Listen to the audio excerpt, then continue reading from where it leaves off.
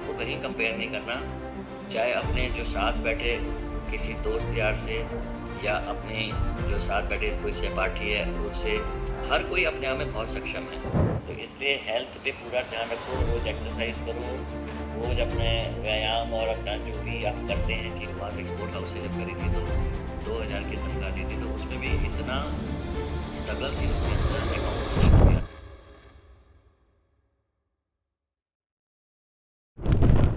तो पूरा दिन लगे रहते थे काम में मैनुअली, उस समय हाथ से होता था, कंप्यूटर वगैरह कुछ नहीं था।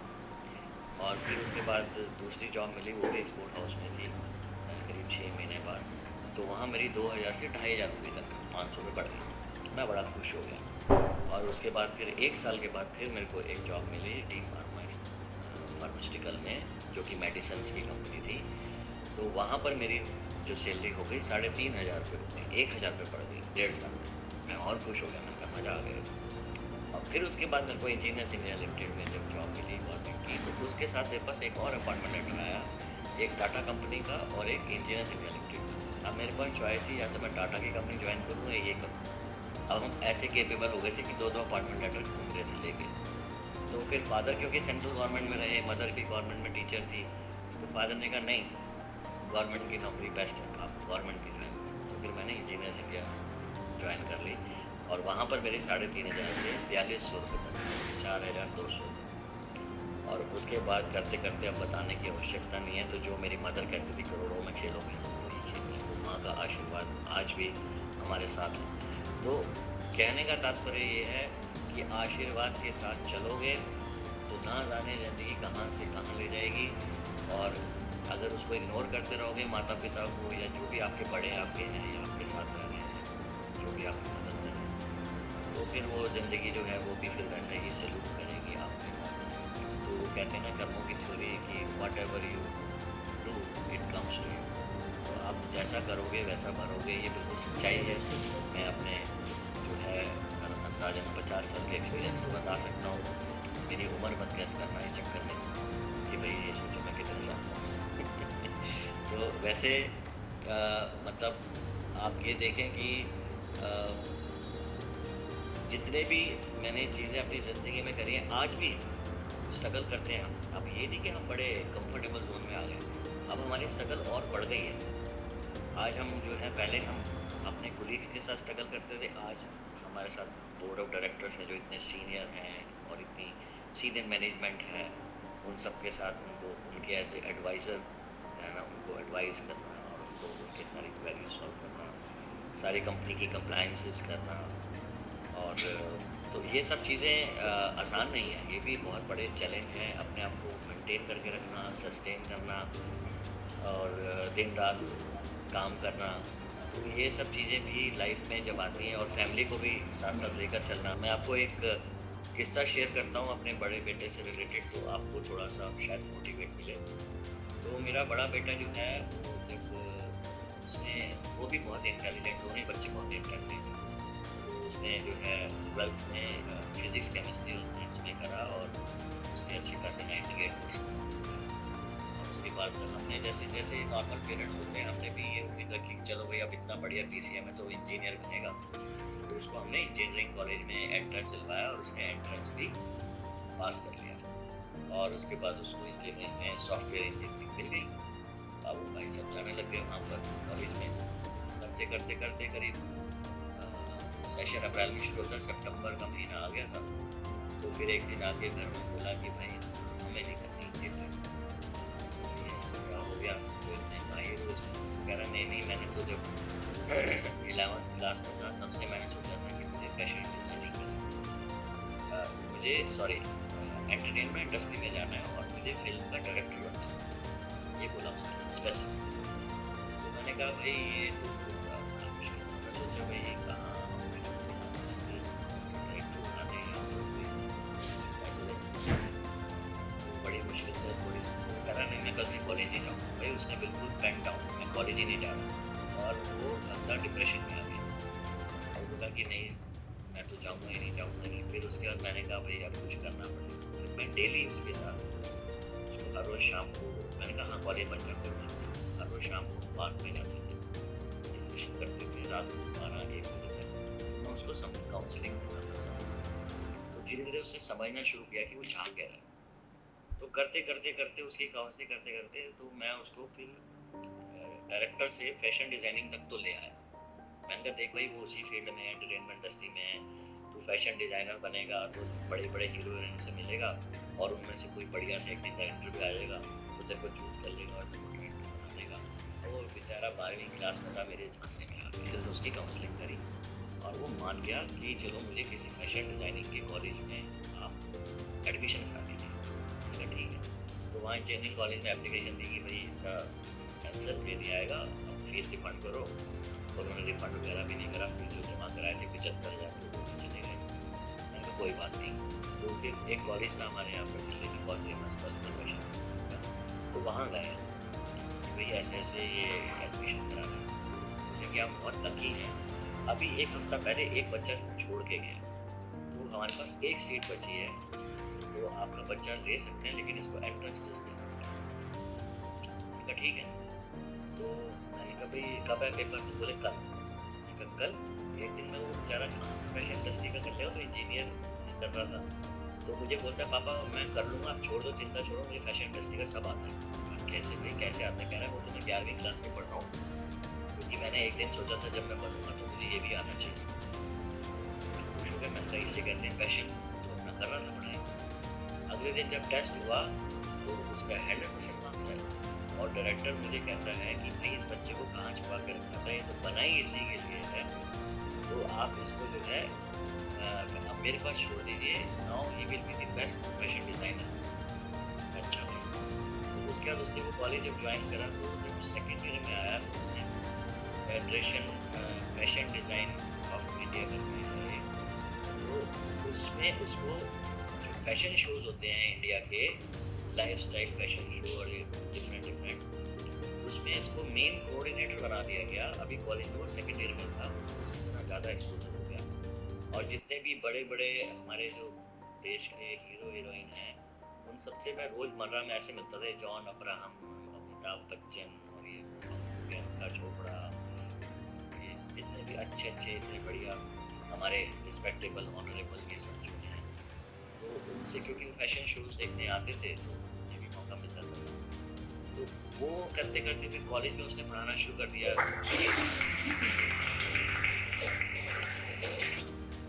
कैड होता है कंप्यूटर एडेड में और ग्राफिक डिज़ाइनिंग, उसकी मास्टरी हो गई। फाइनल ईयर में वो अपने कॉलेज में बच्चों को पढ़ाना शुरू कर दिया और फिर जब उसने फाइनल ईयर पास किया तो वहीं भी वो लेक्चरर लग गया उसी कॉलेज में। नहीं नहीं इसको यही रहना है, बेस्ट टीचर है।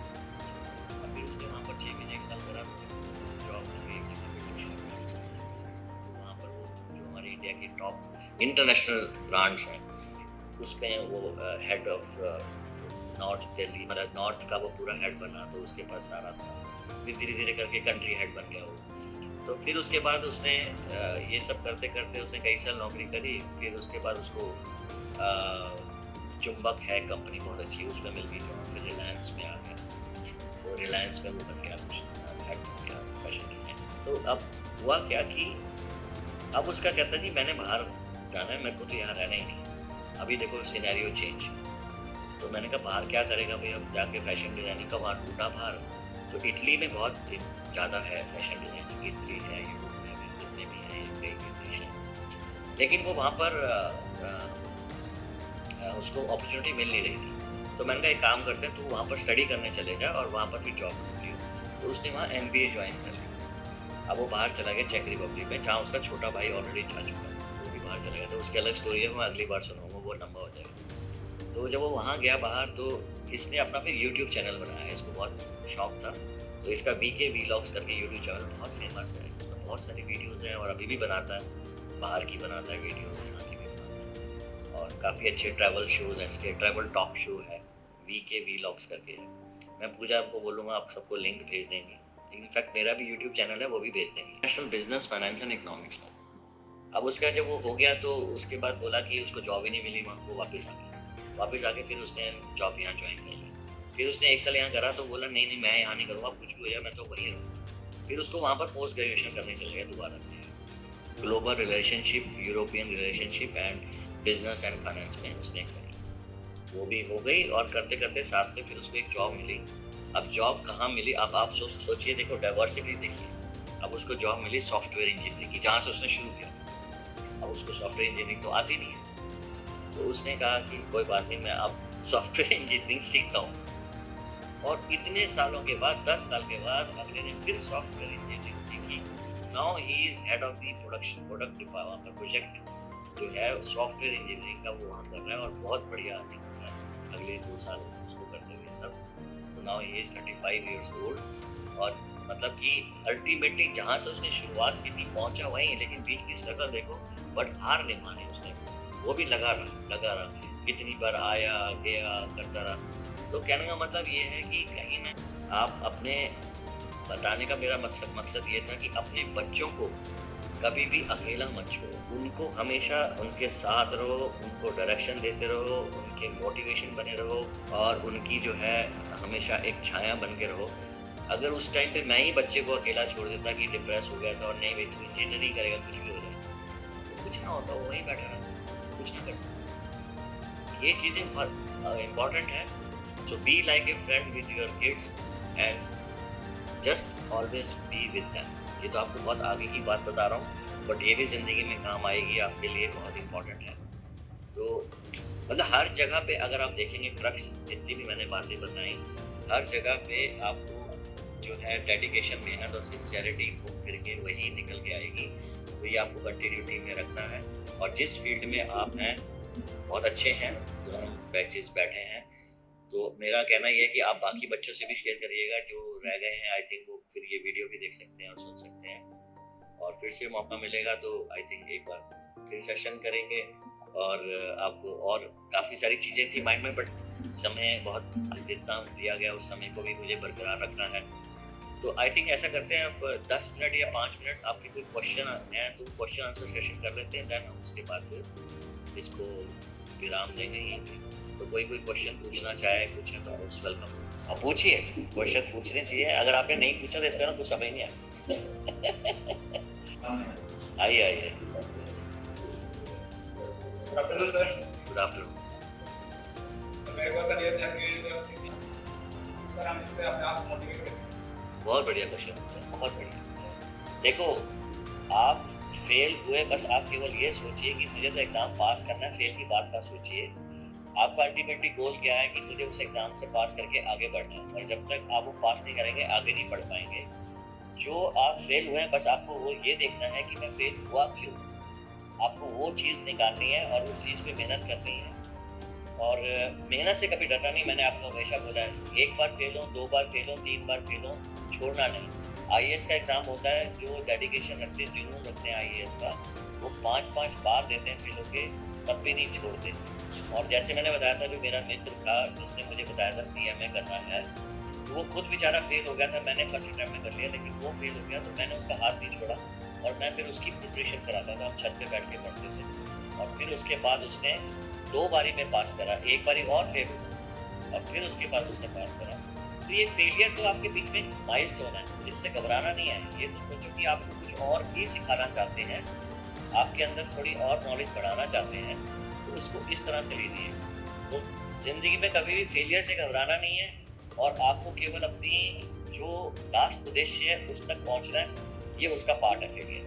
तो आप डटे रहिए, बिल्कुल मत छोड़िए, और उससे घबराइए मत फेलियर से। अब मेरा बेटा, मैंने बताया था ना, अभी डिप्रेशन में आ गया, उसको भी लगा मैंने ज़िंदगी में कुछ कर नहीं पाया, फेलियर हो गया, तो उसके बाद आगे बढ़ा। फिर जब वो मोटिवेशन हुआ उसको, तो देखो कहाँ से वो कहाँ पहुँच गया लाइफ में।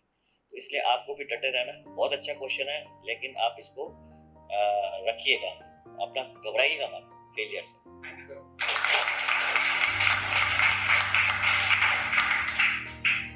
और कोई बड़ा अच्छा क्वेश्चन पूछा, इन्होंने इतनी बढ़िया थिंकिंग थी इनकी। हाँ जी।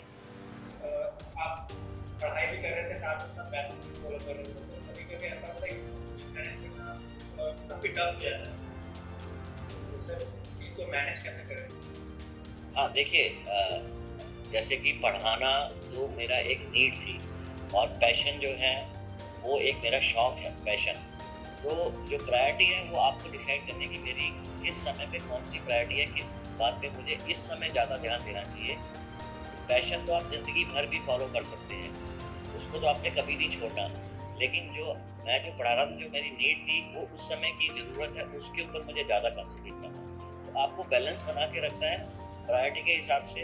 अब हो सकता है कि एक टाइम पे आके जब आप फाइनेंशियली इतने अच्छे सब बन जाएँ, आपके पास इतना पैसा आ जाए, तो फिर आपको वो पार्ट टाइम पैसे कमाने की आवश्यकता ना पड़े, फिर आप अपना पैशन फॉलो कर सकते हैं। तो आपकी फिर प्रायोरिटी जो हो जाएगी, जॉब के बाद पैशन हो जाएगी, ना कि फिर पार्ट टाइम जॉब करना। फिर आप छोड़ दो कि नहीं भई अभी भी मैं और पैसा कमाने के लिए पार्ट टाइम कर लेता हूँ। अनलेस कि आपकी नीड्स पूरी नहीं हो रही, तो आप जो है पार्ट टाइम कमाइए। लेकिन अगर आपकी अच्छी खासी नीड्स पूरी हो रही हैं, तो ज़िंदगी बैलेंस करके चलिए। आप खेलिए कूदिए भी, स्पोर्ट्स भी रखिए, पैशन भी फॉलो करिए और फैमिली को टाइम दीजिए। ये बहुत इंपॉर्टेंट है, क्योंकि ये समय फिर से नहीं आता। और सबसे इम्पॉर्टेंट बात आपको बताऊँ, आपने बोला तो मुझे याद भी आ गई, अपने हेल्थ पे हमेशा ध्यान रखना। आज से लेकर और आने वाले अगले समय तक जितना भी हेल्थ को कभी मत कॉम्प्रोमाइज़ करना, क्योंकि कहते हैं कि जान है और जहान है। अगर हेल्थ होगी वही तो आप कुछ हो पाओगे ना, बिना हेल्थ के क्या कर पाओगे? चीज़ें, खेल कूद, उस पर कभी भी सेक्रीफाइस मत करना, इसके लिए हमेशा समय निकालना। ठीक है? Thank you.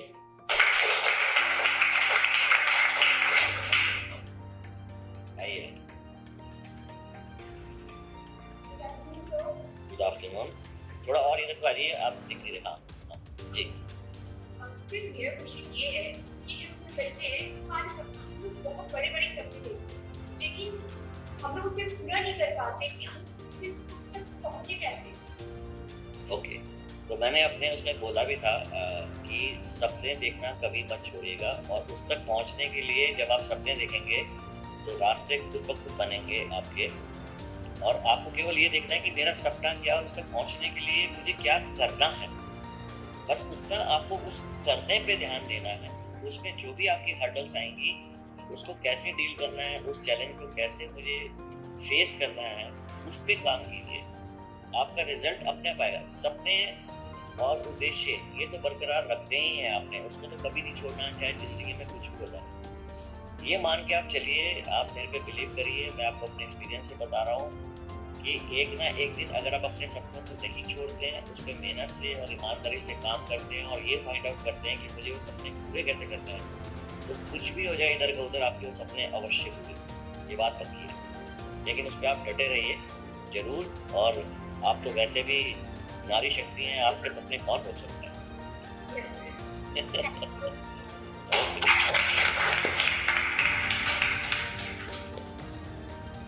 और कोई आधी आधी मौका फिर नहीं मिलेगा।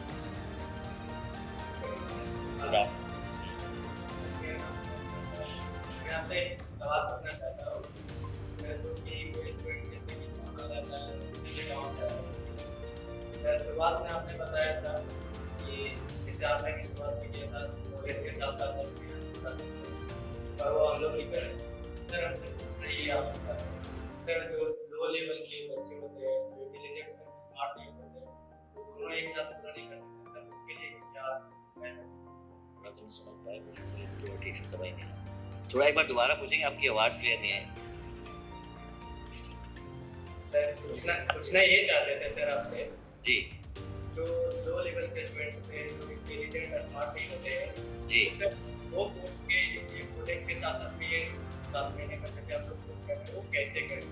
ओके, एक साथ में कैसे मैनेज करें? राइट।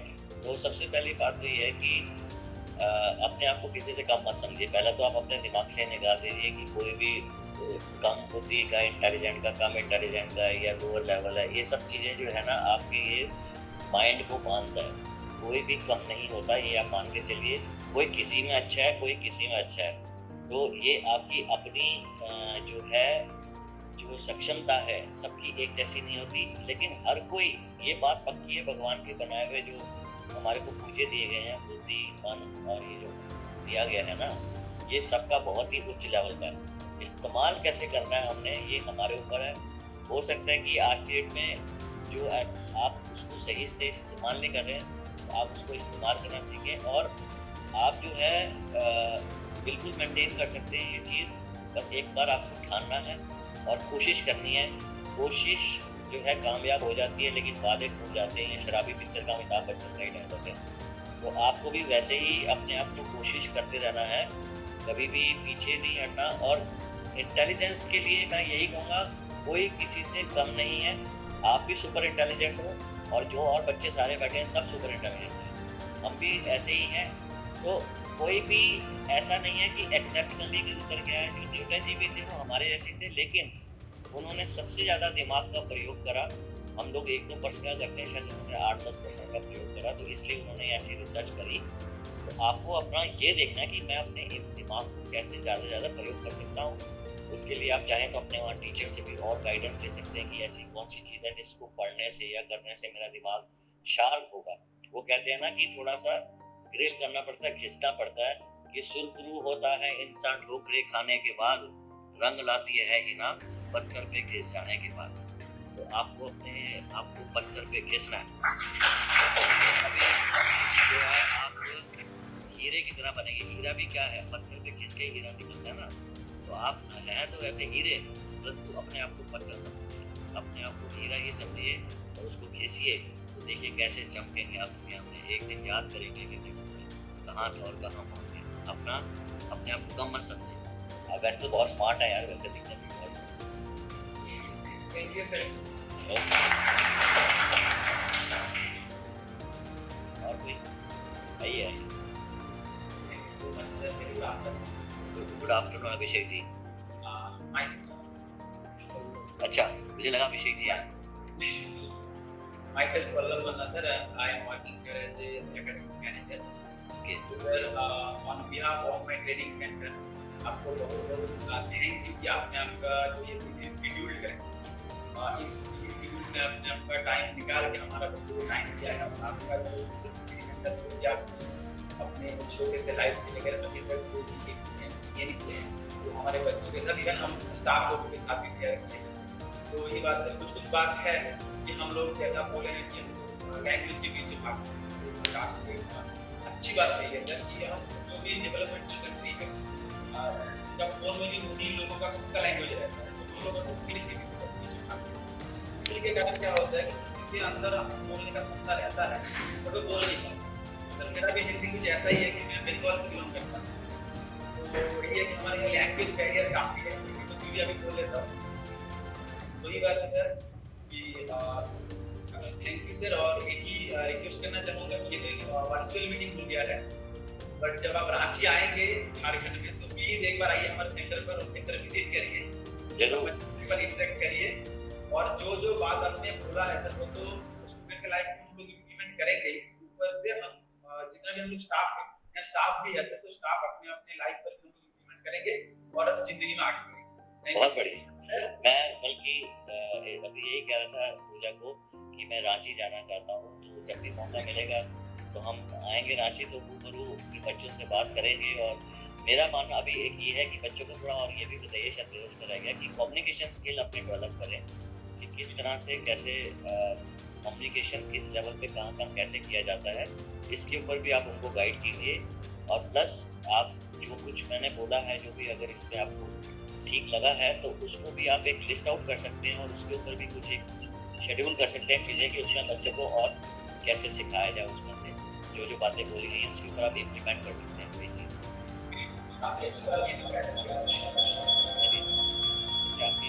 और ये सामने एक बच्चा बैठा है, ये राइट साइड में, ये बहुत देर से मुस्कुरा रहा है, मुझे लगता है पूछना पड़ता है।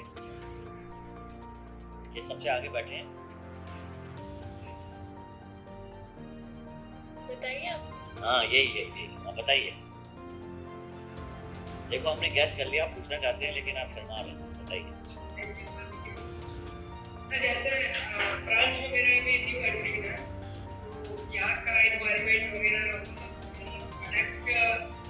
मतलब अभी अच्छा नहीं लग रहा है, लेकिन इसे अडेप्ट कैसे करें? ओके, तो आप देखिए कहीं पे भी नई जगह पे जाते हैं तो चाहे आप कहीं पे भी जाएं तो उसको अडॉप्ट तो करना ही पड़ता है, उसमें समय लगता है। पहली बात तो ये, तो आप अपने मन को पहले तो ये समझाएं कि समय के साथ मेरे को धीरे धीरे अच्छा लगने लग जाएगा। ये पहले पॉजिटिव थिंकिंग रखिए, नंबर 1। नंबर 2, दूसरा आप ये सोचिएगा कि मैं इतना लकी हूँ कि मेरे को इतने अच्छे यहाँ पर सब कोलीग्स और बच्चे मिले और इतना अच्छा सेंटर मिला और इतने अच्छे यहाँ पर मुझे मेंटर्स और ये जो फाउंडर हैं और जो आपके जो जितने भी यहाँ पर टीचर्स हैं वो मिले हैं जो आपको ये सब फैसिलिटीज़ प्रोवाइड कर रहे हैं। बहुत सी दुनिया में ऐसे बच्चे हैं जिनको ये सब नहीं मिलता, बट आप उनमें से कुछ लकी हैं जिनको ये सब मिला। तो उस चीज़ का मान रखते हुए अपने मन में मोटिवेशन लेकर आइए कि मुझे जो है यहाँ पर जो है आगे बढ़ना है और कुछ कर दिखाना है। और जैसे मैंने रखा था उसमें कोई बुराई नहीं है। कंपटीशन हेल्दी होना चाहिए और मन के अंदर ये होना चाहिए कि मैं इस इंस्टीट्यूट से टॉप करके दिखाऊंगा जो आज तक किसी ने नहीं किया। मैं वैसे नंबर लेके आऊँ या मैं वैसा यहाँ कुछ करके दिखाऊँ, ऐसा कुछ कंट्रीब्यूट करके दिखाऊँ कि मेरे जाने के बाद भी यहाँ पर इंस्टीट्यूट हमें याद रखे। तो जब ये चीज़ें आप याद रखेंगे मन में तो ऑटोमेटिकली एडॉप्शन खुद आपके पीछे चल के आएगी, आपको उसके पीछे नहीं रहना। ठीक है?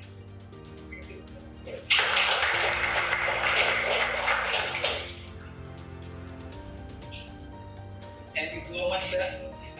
Thank you. All the best. बिल्कुल मैं अपनी भावनाओं को ज़रूर रखना चाहूँगी। जी। जब सेशन शुरू हुआ तो मैं आपकी स्टार्टिंग सेशन में थी, फिर मैंने अपनी टीम को कहा कि आप ज़रूर सेशन रिकॉर्ड करें क्योंकि इतना प्रभावशील था सर। लेकिन मेरी एक वीसी आ गई थी डीसी लोगों के साथ, तो इस वजह से उस वीसी में शामिल होना पड़ा।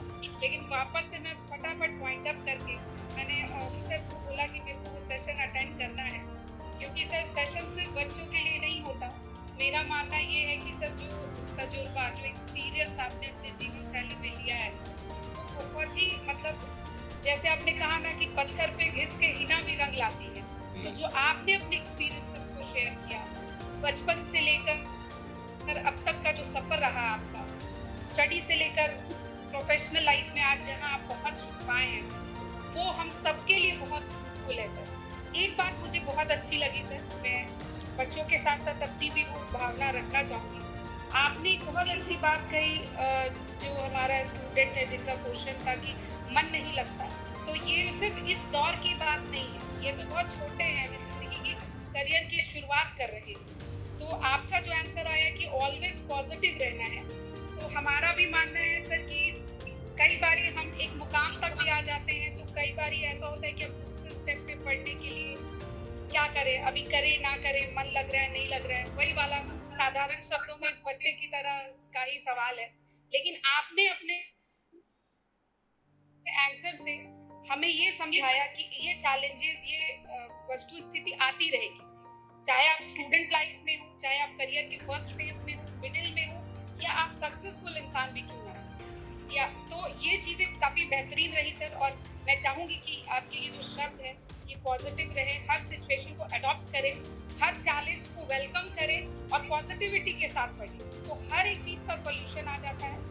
और जो भी चैलेंजेस हैं उसको चैलेंज की तरह ले, ना कि प्रॉब्लम की तरह, तो हम ज़रूर सफल हो पाएंगे सर। और इसके लिए फिर से एक बार तहे दिल से शुक्रिया सर। अपनी बातों में आपने बच्चों के साथ साथ हम लोगों को भी एक मार्गदर्शन दिया, इसके लिए बहुत बहुत शुक्रिया सर। और मैं रिकॉर्डिंग आपका स्पेशली करवाई हूँ ताकि मैं उसको मीनवाइल सुन पाऊँ सर। और एक अच्छी चीज़ मुझे काफ़ी बेहतरीन लगी सर, आपकी बोलने की जो शैली है। मैं चाहती हूँ कि जो मेरे मास्टर ट्रेनर हैं, भाषाएँ कुछ भी हो लेकिन जो भावनाएँ होती हैं और जो मंच होता है वो बहुत ही कहते हैं ना आशीर्वाद है। और सर जिस तरीके से मंच को और हम सबको संबोधित कर पाए सर, बहुत बेहतरीन। और मैं चाहूँगी कि आपके इतना सुंदर स्पीकर हम भी बन पाएं और हमारे ट्रेनर आप ऑलरेडी हैं। आपकी आवाज़ और आपकी शैली मतलब बहुत डिफरेंट है, वेरी नाइस। आपने बहुत बेहतरीन तरीके से हम लोगों को मार्गदर्शन किया, इसके लिए शुक्रिया। Thank you so much. आपकी ये बहुत ही अच्छी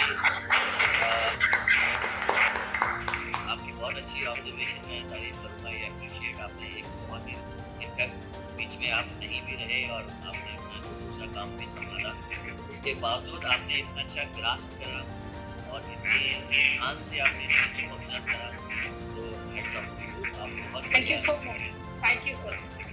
जल्दी मुलाकात होगी, जब भी आना हुआ तो जरूर मिलेंगे और ये रिकॉर्डिंग हमसे भी शेयर कीजिएगा, शायद उससे आगे भी किसी के काम आ सके। श्योर सर, बिल्कुल sir, and always most welcome sir. आप जरूर हमारे यहाँ ट्रेनिंग सेंटर रांची भी है सर, जरूर आएंगे। Thank you so much. Thank you.